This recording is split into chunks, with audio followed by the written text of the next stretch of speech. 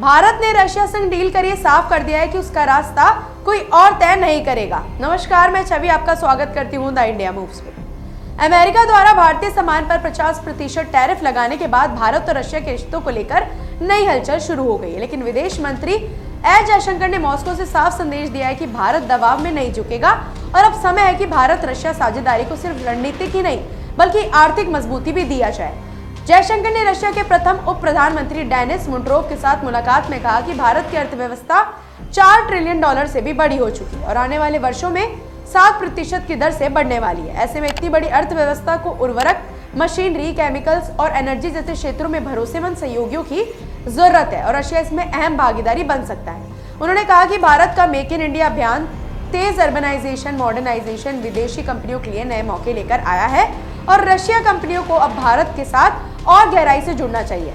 जयशंकर ने यह भी कहा कि भारत और रशिया के बीच दशकों से भरोसेमंद रिश्ता रहा है, लेकिन यह अपने आप आर्थिक सहयोग में नहीं बदल पाया है। इसलिए अब जरूरी है कि दोनों देश अपनी ट्रेड बास्केट को विविध और संतुलित करें, क्योंकि भारत का रशिया के साथ व्यापार घाटा लगातार बढ़ रहा है। आंकड़े बताते हैं कि 2021 में भारत रशिया का व्यापार $13 अरब था, जो 2024-25 में बढ़कर $68 अरब हो गया है। लेकिन ये वृद्धि ज्यादातर रशिया से तेल और गैस आयात की वजह से हुई है और इसी कारण भारत का व्यापार घाटा $6.6 अरब से बढ़कर करीब $59 अरब हो गया है। जयशंकर ने कहा कि अगर रशिया वास्तविक साझेदार है तो उसे भारतीय निर्यात के लिए अपने बाजार खोलने होंगे, तभी व्यापार संतुलन स्थापित होगा। उन्होंने जोर दिया कि अब मंत्र होना चाहिए doing more and doing differently, यानी ज्यादा करने के साथ साथ नए और अलग तरीके से करना जरूरी है। उन्होंने व्यापार में रुकावटें दूर करने, लॉजिस्टिक्स सुधारने, international north south transport corridor, northern sea route और चेन्नई व्लादिवोस्तोक कॉरिडोर जैसी परियोजनाओं को गति देने और पेमेंट सिस्टम को सुचारू बनाने पर बल दिया है।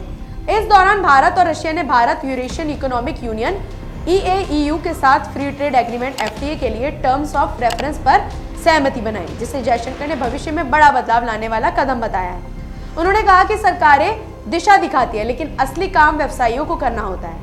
उन्हें आत्मविश्वास के साथ आगे आना होगा और ये सुनिश्चित करना होगा कि सरकारों की चर्चा और कंपनियों की योजनाओं में तालमेल बने। जयशंकर ने रशियन कंपनी से भारत में निवेश, ज्वाइंट वेंचर्स और नए क्षेत्रों में सहयोग की अपील की है। कहा है कि टिकाऊ रणनीतिक साझेदारी के लिए आर्थिक आधार का मजबूत होना बेहद जरूरी है।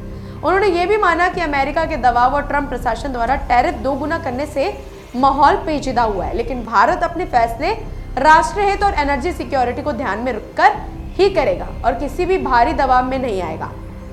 उन्होंने कहा कि मौजूदा जियोपॉलिटिकल परिस्थिति चाहे जितनी जटिल हो, भारत और रशिया के रिश्ते हमेशा भरोसेमंद रहे हैं और दोनों देश लगातार गहराई से जुड़े रहे हैं। जयशंकर का यह दौरा और बयान साफ इशारा करता है कि भारत अब केवल रणनीतिक भरोसे पर नहीं बल्कि ठोस आर्थिक सहयोग और व्यापार संतुलन पर ध्यान देगा। आने वाले समय में भारत रशिया रिश्ते निवेश, नई साझेदारी और संतुलित व्यापार पर टिके होंगे, ताकि ये साझेदारी और मजबूत और टिकाऊ बन सके। ऐसी ही अपडेट्स के लिए जुड़े रहिए हमारे चैनल द इंडिया मूव्स के साथ।